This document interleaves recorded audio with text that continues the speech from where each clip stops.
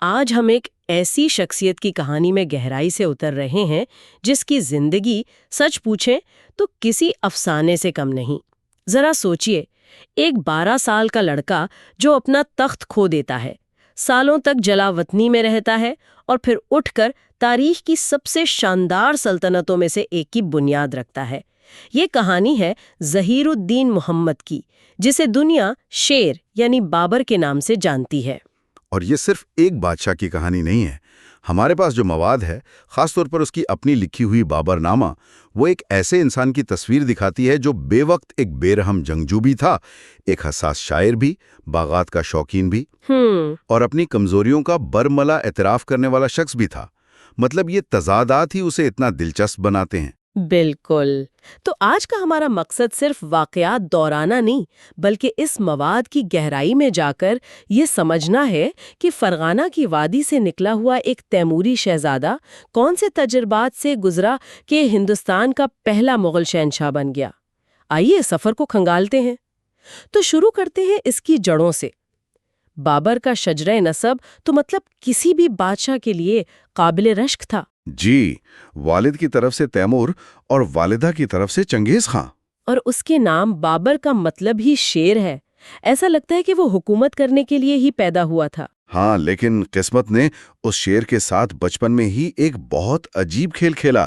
1494 میں جب وہ صرف 11 سال کا تھا، اس کے والد عمر شیخ مرزا کی موت ہو گئی۔ اچھا، اور موت بھی کوئی جنگ کے میدان میں نہیں ہوئی، بلکہ ایک انتہائی عجیب حادثے میں۔ عجیب حادثہ؟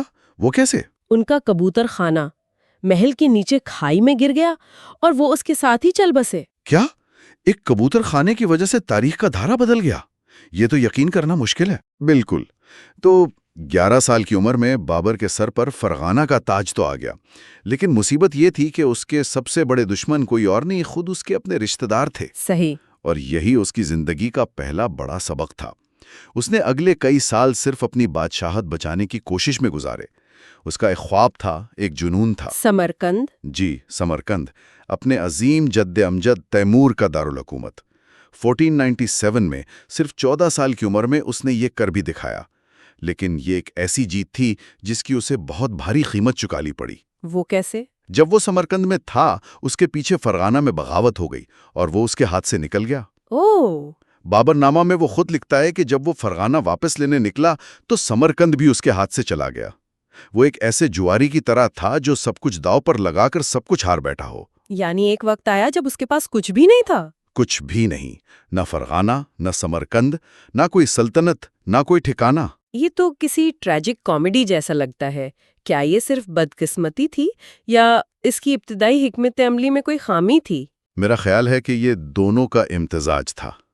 وہ ایک نوجوان، پرجوش لڑکا تھا جس میں ظاہر تجربے کی کمی تھی، لیکن یہی جلا وطنی کے سال اس کے لیے سب سے بڑے استاد ثابت ہوئے۔ وہ وسطی ایشیا کے پہاڑوں میں اپنے چند وفادار ساتھیوں کے ساتھ بھٹک رہا تھا۔ اس نے اپنی کتاب میں لکھا ہے، تاشقند میں اپنے قیام کے دوران میں نے بہت غربت اور ذلت برداشت کی۔ نہ کوئی ملک تھا، نہ اس کی کوئی امید۔ یعنی وہ بالکل ٹوٹ چکا تھا۔ جی، اور ان حالات میں ہی اس نے شاعری میں پناہ لی اور انسانوں کو پرکھنا سیکھا۔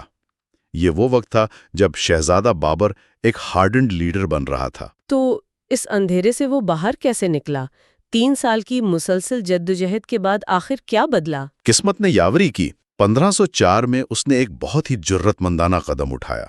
اپنی چھوٹی سی فوج کے ساتھ اس نے برف پوش کوہ ہندو کش کو عبور کیا اور کابل پر قبضہ کر لیا۔ کابل پر؟